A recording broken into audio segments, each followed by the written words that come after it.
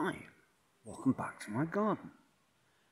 Before I get too carried away deep into the content for today, it's probably worth stating that I'm filming this today, the 9th of November, but quite when I get to launch it into the internet world remains to be seen. I'm going through a few hopefully brief connection problems.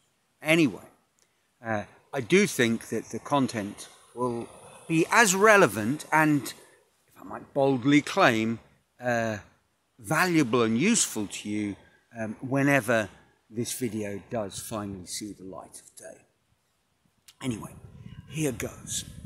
Unless you are a truly, admirably disconnected person, you will almost certainly be aware that dear old Donald Trump has won an historic victory,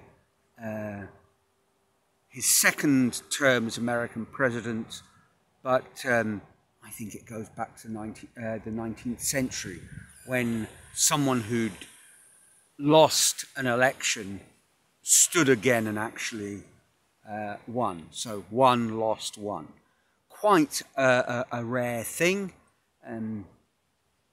A result that confounded at least some polls, not his. And what to make of it all? Now, this is not a particularly political channel. I prefer to think of this as life philosophy, let's call it that. But, well, life in the second round of a Trumpian world may well require a little bit of life philosophy. If, like me, you see this as at least somewhat worrying, well, I have what I hope will be some helpful thoughts for you. If, on the other hand, you're already enraged and ready to write a suitably scathing comment, how dare I imply that the Donald is anything but the saviour of the modern world? Well, if you are that person, you probably aren't watching this video. I know I'm stereotyping, categorising, pigeonholing, but you probably aren't. If you do believe that Mr. Trump was sent by God to save us, and there are millions of Americans, and I say millions without a hint of hyperbole, there are millions of Americans who do believe that. Well, I wish you the best of luck. My thoughts and prayers are with you. But otherwise, what did this provoke, this groundbreaking event? What did it provoke in me? Well, a memory. It reminded me of the advice I used to give my private maths students back in the day. So the day that I'm talking about is, I suppose, the late 80s in South Africa. And my private students were almost invariably kids suffering horribly with mathematics, failing badly, and somehow they thought I was going to help, or their parents did at least. And actually, without blowing my own trumpet, I think I did help. Most of my students at that point tended to get better quickly. Now, was that my doing? Maybe not. Maybe it was instead a sort of cheerful holding of their hand and some well-placed psychology. That's debatable. But it's that psychology, the very first piece of advice that I gave them, that perhaps ties in and is what I was thinking about when I heard this news, when I was trying to treat myself with a kindly holding of my own hand. Because, frankly, I was a little rattled by, not surprised, but disappointed by the outcome of that election. Not because I thought that the alternative would have been a wonderful thing. Just, well, I'm not a fan of Mr. Trump. Again, I'm veering off on a tangent. So what was the advice I gave to the children, or at least my reframing of their problem? Well, I'd say to them, I'd ask them the question, well, what are you afraid about? Because that fear is not helping you learn mathematics. Panic and dread of the future is not a good sort of convenient learning environment, helpful learning environment. And of course, the obvious answer was that they would fail maths. They'd have to repeat the subject, or even the whole year. And so I'd say to them, well, and then what? Let's just, for a moment, indulge ourselves. What would happen if you did have to do that? Would it be the end of the world? I mean, it obviously isn't desirable, and that's why they were there. They were there for me to help them. And to avoid that unthinkable outcome. But when when we unpacked it, it was clear to them that life would indeed go on, that their parents wouldn't throw them out onto the street, they wouldn't be disinherited or beaten to within an inch of their life. Their parents would still love them and life would go on. And I knew that would be the answer because, of course, in those days, Port Elizabeth being a very small community, I knew their parents. So I kind of knew where this was all going. And once we'd kind of eased that, we'd sort of say, well, let's think of it this instead of being a desperate attempt to save your life, let's think of this as a wonderful opportunity and see how we can make progress. And in fact, they tended to make progress quite quickly. Well, does that apply to our current situation? I mean, and to a certain degree, when I was chuntering and blathering after the result and my wife was trying to calm me down, her sort of argument was, well, we've been here before and it was okay. And she has a point. Although I must confess, the fact that we've been here and it was okay once before doesn't mean that that will be the case this time around. Certainly seems to have a greater grip on American politics, and whilst before his mantra had been to build a wall, well, I think he's suggesting he's going to do far more than just that. And who knows, the outcome of this presidency might be terrible indeed. To be honest, if you're sitting somewhere in the Ukraine close to a frontier, or even a long way away from the frontier, this could be very, very, very, very bad news for you. And also, I suspect, it might be that if you are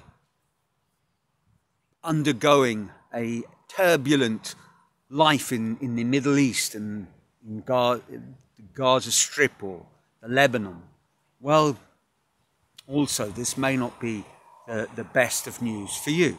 Whether things would be that different in either of those places if there had been a different outcome to the election, I don't know. But I'm not confident that this was good news. For me personally, no. Political shifts, I think, leave me fairly unscathed. But all the same, how might we deal with the fear of negative outcomes? And my suggestion is that we turn to the classics, the ancient classics, sort of classic classics, and a modern classic. In terms of the ancients, look no further than the Stoics. Life in the world of Trump may be chaotic and even filled with unpleasant surprises, but it is not even close to the reign of of a Nero or a Caligula. Seneca had to deal with essentially being forced to end his own life. Well, that's not very helpful or very nice. And in all probability, for me, as much as I might be seething and getting overexcited, no, I don't think there's any outcome like that for me, and probably there won't be for you too. So some might argue, well, that's not very helpful. You know, that's that kind of extremist position. Where does that leave us? What are we supposed to do with that information? Well, we need now, in these times, to start practicing, as it were, our Stoic techniques. And that's why my advice would be, never before has there been a better time to read, I would suggest,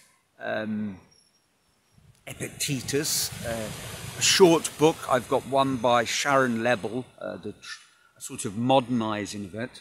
Very readable, maybe 100 and something pages, and full of very, very good advice.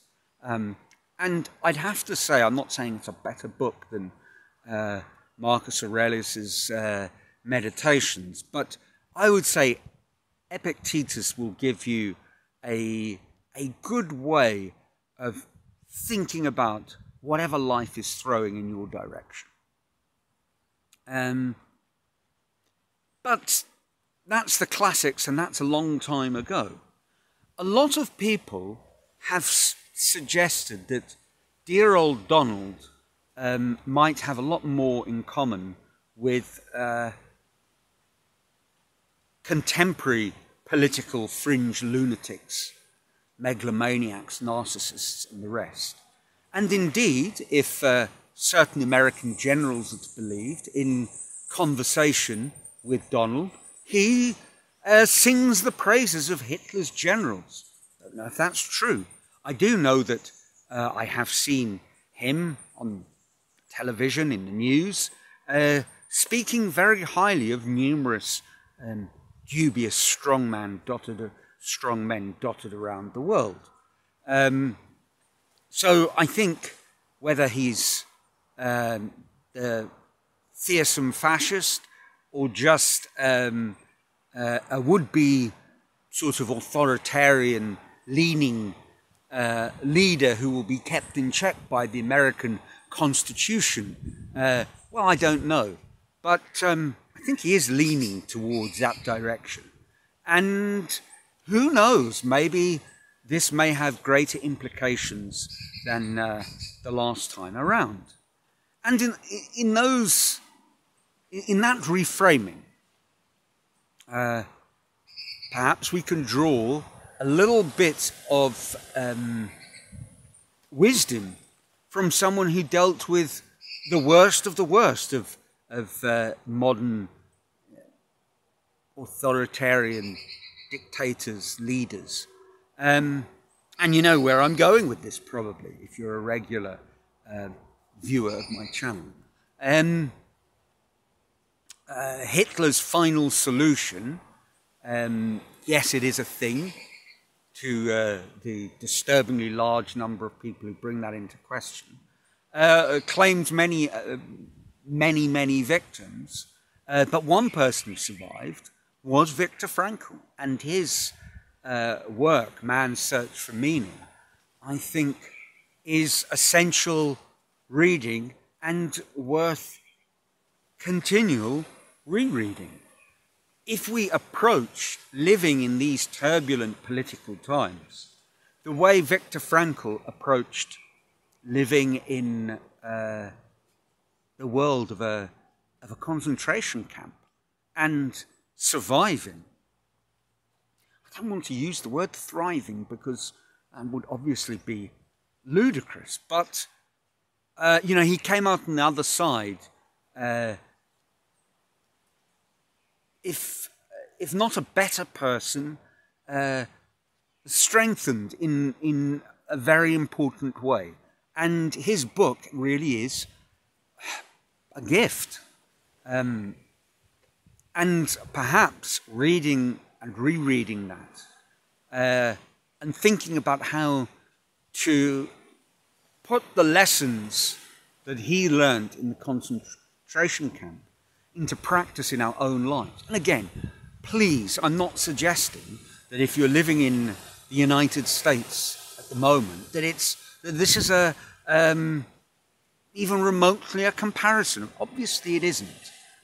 But if a sort of life philosophy would help you to survive under the worst of conditions, it certainly would do you no harm in our current circumstances.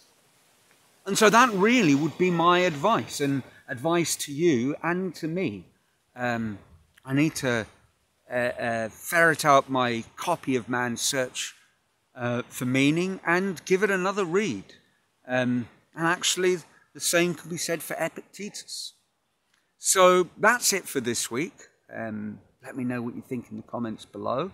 And hopefully I'll have this up and published sooner rather than later. Anyway, otherwise, I trust your lives are filled with joy.